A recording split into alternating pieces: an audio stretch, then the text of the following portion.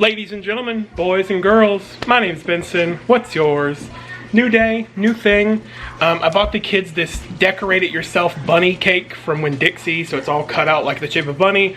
It comes with the icing, sprinkles, and jelly beans, and we're gonna let them decorate that, and I'll show you that picture a little bit later, or that video later of them. And then yesterday, I started prep on a video for this weekend where I'm gonna smoke lamb and corned beef brisket two different ways. I'm going to put lamb and corned beef in the electric smoker, lamb and corned beef in the normal smoker.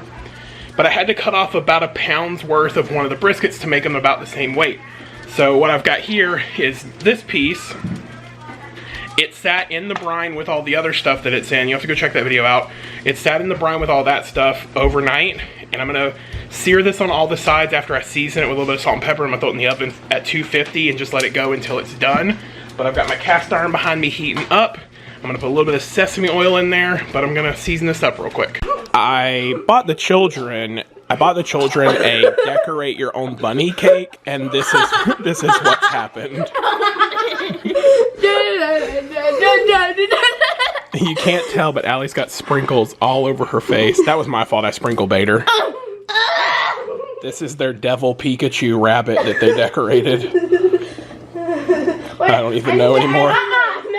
Hopefully it tastes good, because he looks terrible. Alright, so this is the piece. It's unseasoned. You can see how the salt water and the brine it's in has kind of... You can see where it's kind of broken down some of the meat, and that salt and stuff is sinking in there. But even though it's been in a salt brine, we're going to salt the outside.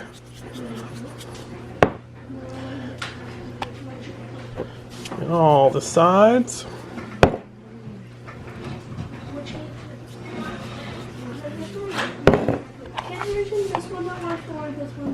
Get to stand. Stay standing. So we're gonna be quick about it. Oh, hang on. Come on. You want to get liberal with it. And then I'm gonna hit it with, heck if I know. So there's my cast iron. You see the heat coming off of it, getting good and hot. And my oven is already preheated to 250. So in with the sesame oil. Sesame oil is great. It adds such good flavor. And we are on a high heat, so it's gonna sizzle.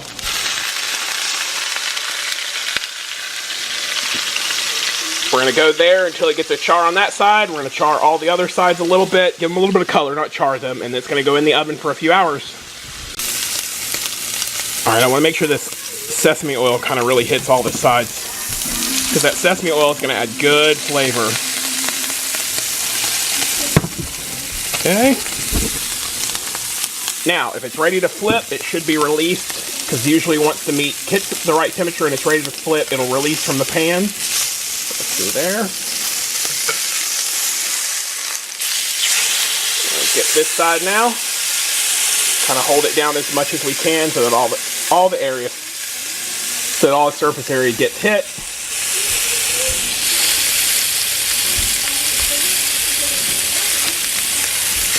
Okay. On the sides, we're just really looking to seal it because it's where the fat is. So.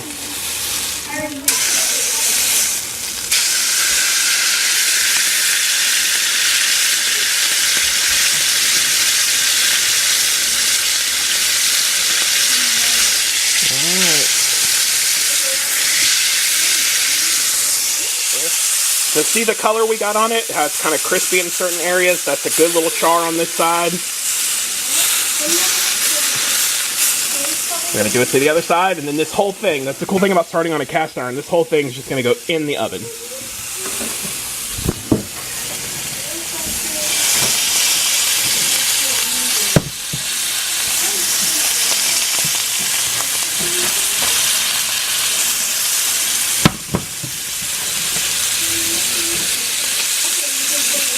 Alright, now we're not even going to flip this again. Our oven's ready to go.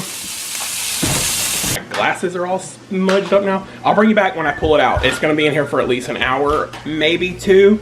and I'll probe it with a temp thermometer and see where it's sitting at.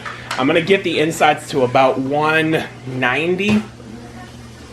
Yeah, 190.